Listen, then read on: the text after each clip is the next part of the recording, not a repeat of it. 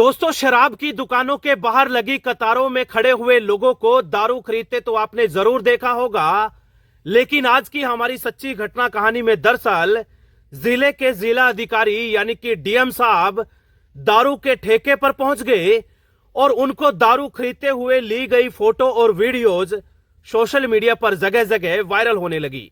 क्या है पूरा मामला, क्या है पूरी कहानी, चलिए आपको सुनाता हूं। लेकिन दोस्तों, उससे पहले हाथ जोड़कर अपील, हमारे इस YouTube चैनल पर नए हैं तो सब्सक्राइब कर लें। और दोस्तों, यदि हमारी YouTube फैमिली का पुराना हिस्सा है तो निवेदन करूंगा कि और लोगों तक भी इस घटना कहानी को जरूर साझा करिएगा।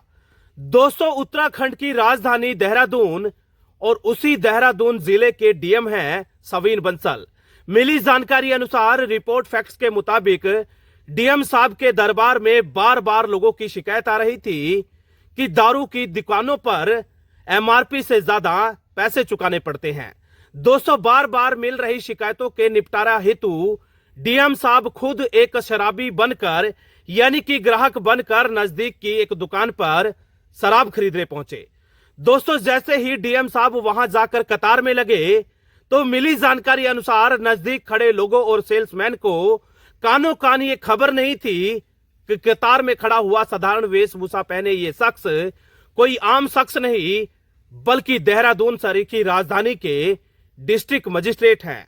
दोस्तों, मिली जानकारी अनुसार उसके बाद डीएम साहब अपने बारी आने का इंतजार करने लगे और चंद मिनटों में जैसे ही डीएम साहब का टर्न आया तो उन्होंने सेल्समैन से कहा कि फला फला दारू दे दो। दोस्तों, मिली जानकारी अनुसार 640 रुपए की जो दारू थी, डीएम साहब से 20 रुपए एक्स्ट्रा मांगे गए। दोस्तों, जैसे ही 20 रुपए ज्यादा मांगे गए तो डीएम साहब अपने रूप में आ गए।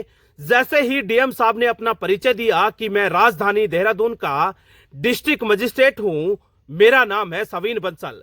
दोस्तों, जैसे ही लोगों को मालूम पड़ा कि ये डीएम साहब हैं तो चारों तरफ अफरा तफरी का माहौल था।